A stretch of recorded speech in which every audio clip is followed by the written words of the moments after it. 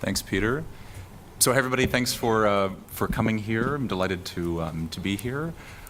So I'm coming from a company called Ripple. Ripple, we're a company that specializes in global payments, and we provide software to let financial institutions move money cross-border more efficiently. Our software does leverage capabilities of blockchain and cryptocurrency technologies, specifically Interledger Protocol, XRP. Don't worry too much about remembering these. But we are providing software to let FIs leverage these capabilities. Customers include financial institutions, banks, non-bank payments companies, MTOs, PSPs, all around the world. On my own part, as Peter was saying, I joined the company about 5 years ago. I've been in payments for about 10 years. I was previously at a company called Boku, a mobile payments company. And how I got into Ripple was, I think, two primary reasons. One is when they reached out to ask me to join the company, I just thought this is the weirdest thing in the world. When I learned more about it, I thought, wow, this is even weirder than I expected. I think one, because I had read a sci-fi book about maybe 12 years ago called Cryptonomicon, which is about this idea of a cryptographic borderless currency. And I thought, this is just the coolest thing in the world. This company and this whole kind of like movement right now is doing this thing that I read in a sci-fi book 12 years ago. I thought that was pretty cool. Number two was meeting one of the co-founders and the original CEO of the company, Chris Larson, this vision of Internet of Value. The concept of being able to move value through the internet, the same way that you can move information today. You cannot do this with value today. That was really exciting. I think that was a really kind of global vision that was really easy to latch onto, and I think has driven the company since then. So I'm still very excited to be at Ripple and delighted to be here. Great. Thank you. Doug? So I'm Doug Sutherland. No doubt about it, you'll hear I'm from Canada. I've been doing payments and loyalty for quite some time. And really, LoyaltyWorks hangs out in the marketing tech stack pretty much as a solution design company, covering a lot of different places and spaces. But as you'll see that with technology in the marketing stack is quickly moving into things like payments and payment gateways as part of the marketing stack as digital commerce becomes, really sort of co-coupled with marketing campaigns, and it becomes almost hard to separate the two. And out of that, blockchain became a really important discussion for maybe the last 2 or 3 years, where everybody wants to talk about it as much as in the CMO's office as in the Chief Technology Office. So we've sort of crossed over into that space to try to help people find use cases, build use cases, ignore use cases, where it does or doesn't make sense. And that's how we've been sort of exploring blockchain. That's really good. So I'll ask the first question, and then you guys can start answering the questions. I think that's a good lead-in. So what's a good use case? Where have you seen blockchain? What's the best application you've seen today, Doug? Why don't you? Yeah. So I get called into some ICOs, and I like to listen to folks. ICOs, for some people who don't know. Please jump in. So for some people, so the ICOs is a way that people are funding many startups. So it's considered, blockchain. It's done on the blockchain, use of a coin. And it's a way to get investors to fund these things. But it's not. I think it gets a lot of confusion on what an ICO is, as you just. It's a good point. I think that's where I was headed. Is that a lot of times people are still talking about crypto and blockchain together, almost as if they're the same term. You still see it in the press. You still find Forbes articles and Bloomberg articles where they talk about crypto as if they're talking about blockchain. I've always called it the misunderstood blockchain. It's kind of got lost in the equation. You can't have crypto without blockchain. You could have blockchain without crypto, though, and there's lots of use cases for it. But in that initial coin offering model, there's a ton of people trying to figure out what they're doing. It tends to be mostly homogenous. I'm not really excited by what's going on.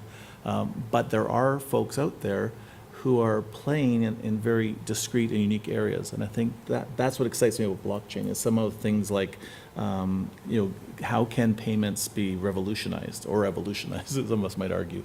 What does it do in fraud detection, as an example? Can mobile payments and retail in general get away from the Certifies of the world and move into a blockchain-based cooperative of finding fidelity in payments?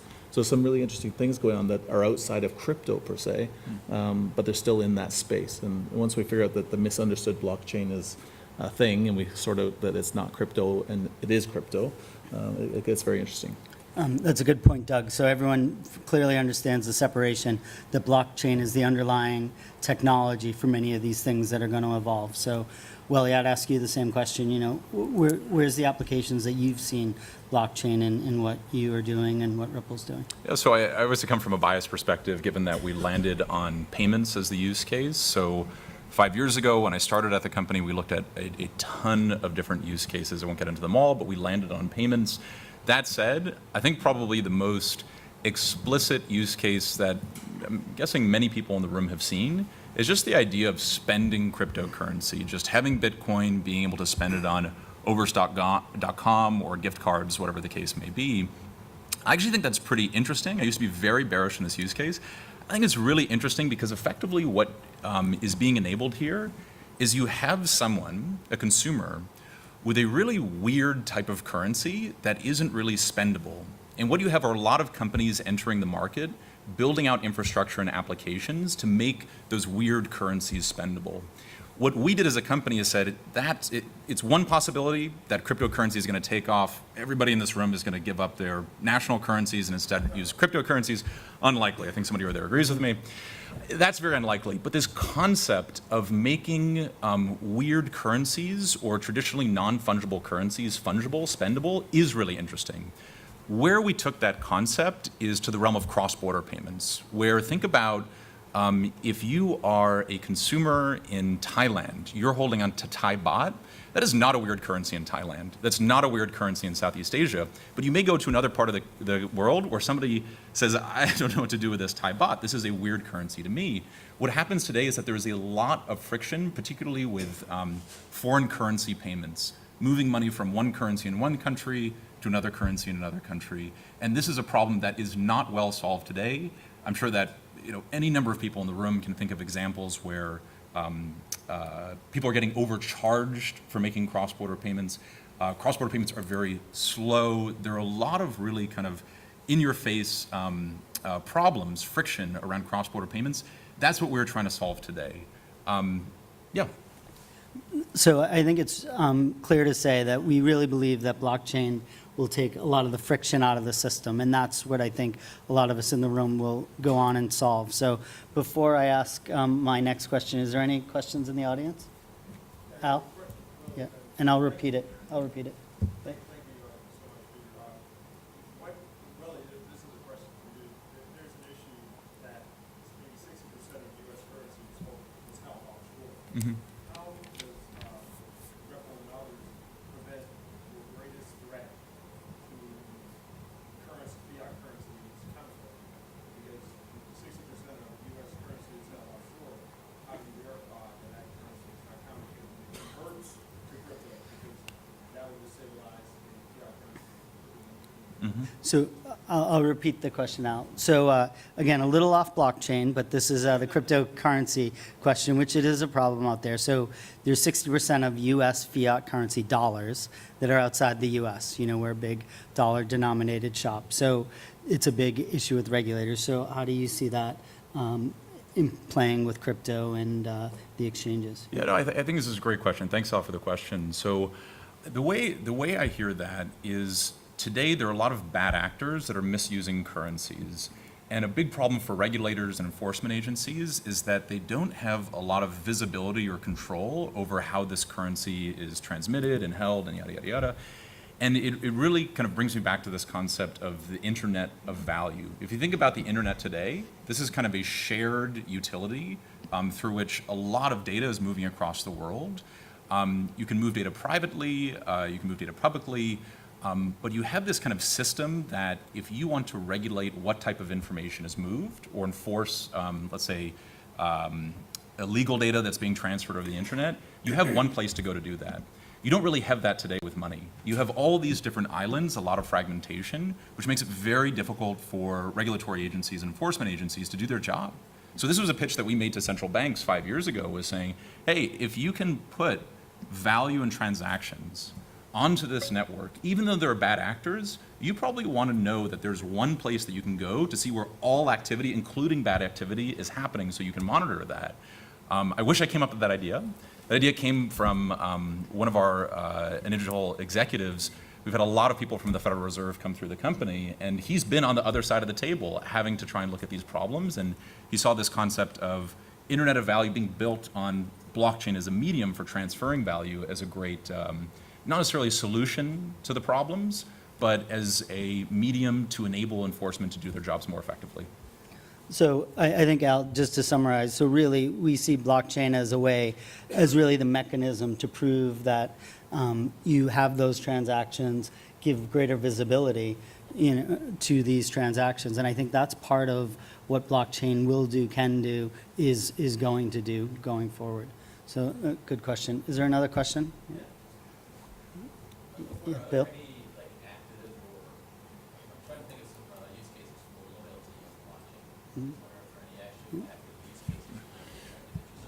Well, Yeah, so just repeat the question. Yep. Yeah. So the question was, do we see any loyalty-related uses of blockchain? And there, there's a ton going on in terms of travel and travel points, right? Especially this belief that somehow we can consolidate those points into another cryptocurrency. We can somehow then spend it in certain places. We almost think of it as loyalty points was an early cryptocurrency, right? A point is a point, a coffee bean's a coffee bean, a bitcoin's a bitcoin. It doesn't really matter. Somewhere in some Ethernet place, there is a collection of those points. Spending those points has always been a problem, right? Spending it where you earned it, great. Spending it where you didn't earn it, always problematic, both business case side as well as use case side. So I think what we're seeing is a lot of guys trying to consolidate points into some typical coin and then use that in a unique way of spending. Travel being the easiest one, I think people tend to cling to. But I think what's still missing is kind of this ability to exchange or commoditize or find a way to move those coins around, those points around in a way that I can buy it from you because it was your point, and I can then sell it to somebody else and or transact it somewhere else. Where I think the blockchain can fit into that is it can actually help to hold that consolidated view of all of those points, their current value, their immediate value. I almost think of it as buying and selling oranges or oil. It's just going to be another item that could be bought and sold on an exchange somewhere, and the block being able to handle or manage that. Do you know the value of all points outstanding? No, don't ask those hard questions about this. I'm exhausted. Don't ask hard questions. No, I don't. But I mean, the number is huge. It's right? tens of billions, yeah, right? Yeah, and you start Tens of thinking billions. about air miles and just in travel alone, Yeah, the number is so huge. It's hard to believe. So right? we looked at this use case years ago, and I think it was like $40 billion of points just sitting around in accounts idle. If you look at it from a merchant perspective, you would think, well, that's a lot of money. How can I make it easier for my customers to be able to spend those alternative currencies, that weird money, with me? And I think this is, as Doug was saying, this is, I think, a concept that's come up every once in a while over the years, but there hasn't been a good solution for that.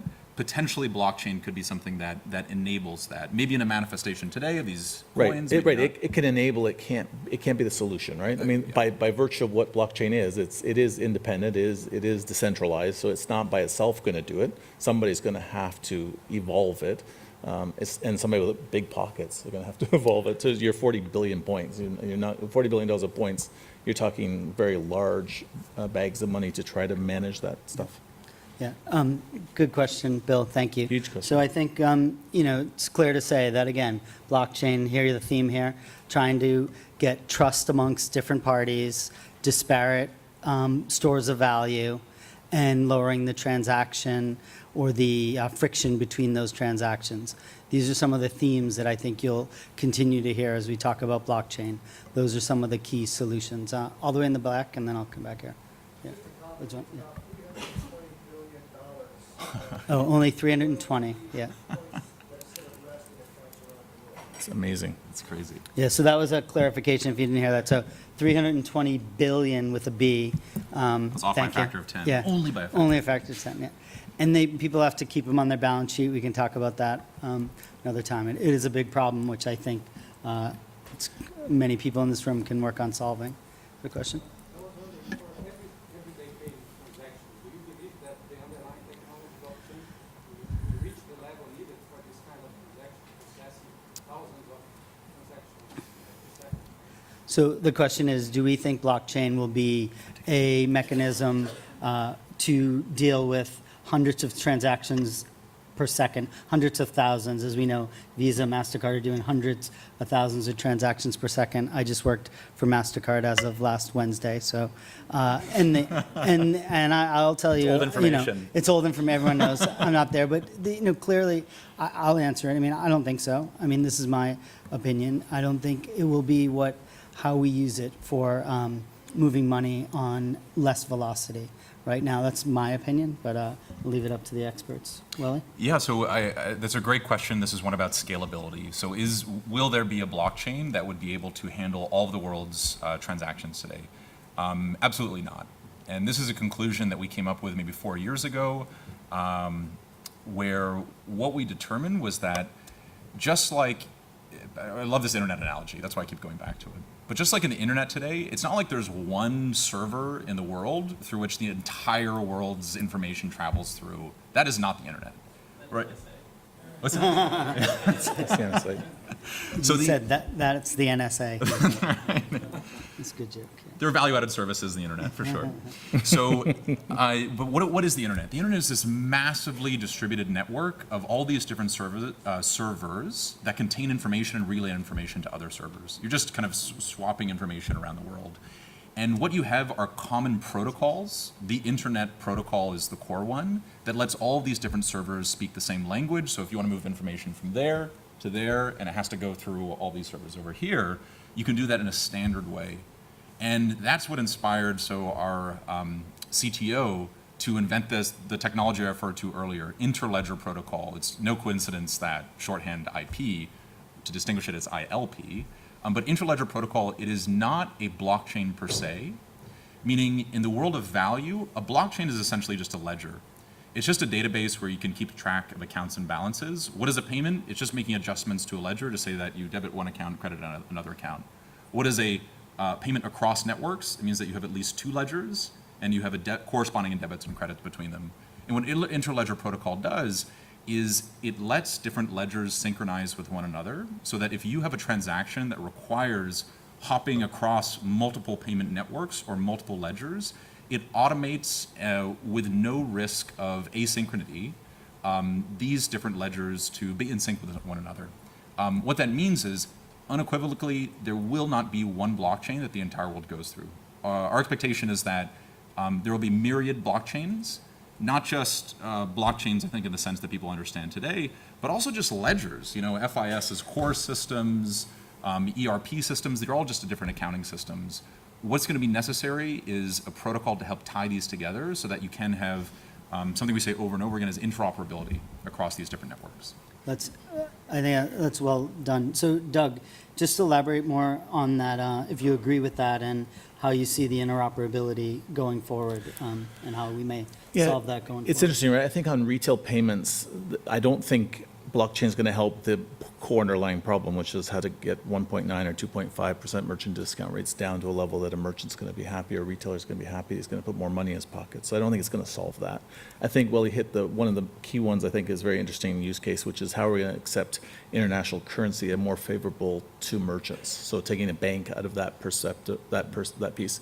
I always think, go back to Deke International, and the original model that Deke had wasn't about exchanging money and currency around the world. It was exchanging it locally and leaving a little bit in the bank account over here in case somebody needed to pay somebody in China, and leaving a little bit over here and say somebody in China had to pay somebody in America.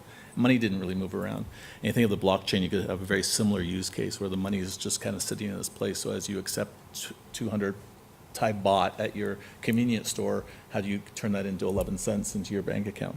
So I think there's some interesting use cases there. I think that loyalty and consortium loyalty have been another big piece for merchants. I think the way that you'll be able to buy points and sell points without having to have a loyalty program would be kind of cool. And then the one I hit earlier on was just getting some fraud detection going on, a little better use of that credit card that somebody's using in your store or on your mobile site or on your e-commerce site is actually a good card. I'm not sure you're worried about good currency. I'm more worried about good cards, to be honest. That was good, Doug. Is there another question out there? Okay. One in the back? How is the cost per transaction of blockchain or DLT calculations? How is that progressing? So the question is, what is the cost of a DLT transaction on the blockchain and how it's calculated, and how are you looking at that? Yeah. So what Ripple does, again, it works primarily with financial institutions. What we use as a benchmark are their costs for processing transactions today. That's going to be a function of both what are the operational requirements for processing a transaction, and then what are the capital requirements? What is the liquidity cost associated with that payment?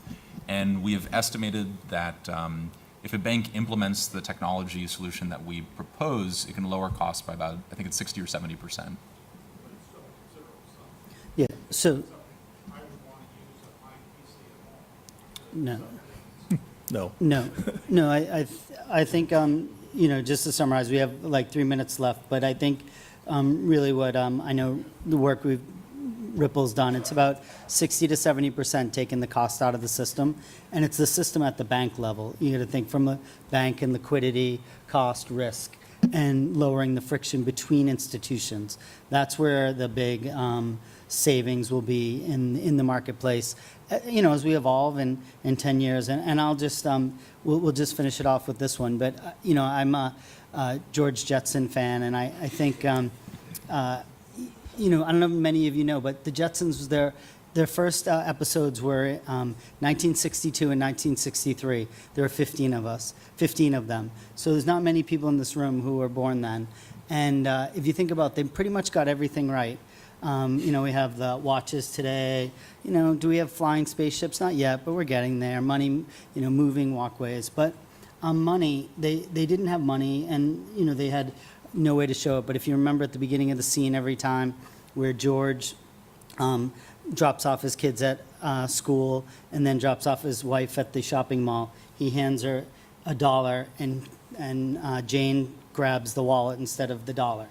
And so, they didn't get it was hard to demonstrate that. But I think if you asked, Hanna-Barbera, the two founders, they would probably have some really good thoughts. So, that was 1962. Really, Doug, you first, and I finish up. So if they thought about this stuff, where's it going in the next 5 years? What do we need to think, and how will the landscape change? Yeah, so I mean, personally, I firmly believe it's going to be around for 30 years. I think this is a very cool, interesting thing that's happening, and I think it's still evolving. If you've ever seen Paul Graham's startup curve, and he talks kind of about you had some peaks and you had a huge valley, and you're sitting around an area where you're doing a lot of tweaking and pivoting and trying to figure stuff out, a little confusion area. I kind of think the $20,000 Bitcoin was kind of our slope, and we hit that hard coming down, and now blockchain and these technologies need to stand on their own. They're not going to stand on crypto. And I think we're stuck in this little part, not stuck by accident, and this is where you need to be in a startup, is sitting there trying to figure this piece out, and you're floating around, and then you're going to go through some sort of economic correction, some huge economic correction, I suspect, in blockchain. Some consolidation, some better ideas, some newer things, whether those are trusted chains or big data on block, if that's more of that kind of openness, and maybe the other side, more closedness, more encryption on block. There's things happening, and when those things all come together, this thing will boil down to the way that our DPMSs are today. We have 4 or 5 really strong players that have been around for 30 years, doing some really cool things. I think we'll be talking about block the same way 30 years from now. I won't. I will be dead. Because I was alive when George Jetson was on TV, so that's not helpful. But yeah, I will be dead then. But many people in this room will be thinking back to, this thing's been around for 30 years. It's doing some really cool things. Yeah. I have no doubt. It's good, Doug. Well, Yeah, I totally agree that what is happening now, or what will happen quite soon, is just a shakeout in the market. A lot of these technologies, these coins, whose value depends entirely on speculation, just people just betting it's going to be worth something in the future, it's going to go away. That's the Beanie Baby example. At the same time, there are going to be these Googles and Amazons. There are going to be technology providers that are actually providing utility. They're going to be around in the long run. What does that actually mean? I love, there's this analogy our CTO used, which I'm going to have to repurpose here. I actually came up with it. For the record, I came up with this. So I love this idea of pre-internet. Think about how much cross-border international calls you made. Think about how many letters you sent internationally. You generally didn't, because it was just a huge pain in the ass. It was really expensive to make a call. I remember talking to family in England, and it's just, my mom's just strangling me, right? Because it's $3 a minute to be making a call. It's not feasible to do international communication. You fast forwarded today, I bet 90% of people in this room have sent an email internationally in the past 24 hours, right? People are making calls over voice over IP. I spoke with somebody in Eastern Europe this morning. Like it's totally common today. You would not question the idea of communicating internationally. I think the world of payments today, especially cross-border payments, and looking at a domestic example would be like, these weird monies like loyalty points. It's just, if you can spend these weird monies, it's kind of a shock. You're like, wow, this is pretty interesting, but it just was such a pain in the ass to do. I expect that in the future, blockchain will be a technology that enables a reality for value, what the internet did for communication. What I think that means at a more practical level is just referring to the previous speaker. He was saying that there's a lot of fragmentation with these different apps. Everyone has their own app. They're all really cool, but what's the result is that if you like a lot of these apps, you end up with just this big jumble of apps. There's a ton of fragmentation. It's actually not that useful. I think what people want is a very easy way to access all of these features and functionality through like a unified interface. I think in the payments example, it's something, I'm guessing, that resembles, at a retail level, something close to like Apple Pay. You have a unified interface that connects all these payment providers in the back end, all these merchants in the front end, have all this cool, you're kind of seeing, I think, the tip of the spear in terms of the capabilities. I think in the future, you're gonna see a lot more of that. It's not gonna be provided by just, only the trillion-dollar companies in the world, but it's gonna be kind of universally available for payments. That's what I'm excited about. So that's really good. So I'll just summarize. I think, listening to the esteemed panel and talking to them, and I think if people take away blockchain, it's early. No one's missed anything yet. That's important. We're still learning. Everyone's still learning. It's very early in the game. So I think that's something really big to take away. But it has some huge, powerful features that we will utilize in the payment space. Reduce friction, create trust, and then some of the things we have to work on as an industry is some of the standards, so there aren't a splintering off of 3,000 different apps or networks, or just like, we go back to, many people remember when the ATM networks, there were 30 ATM networks.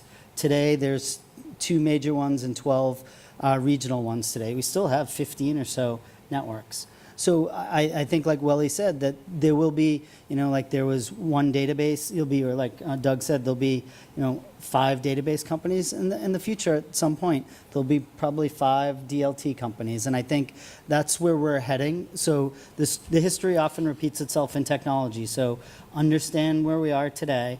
We're still very early.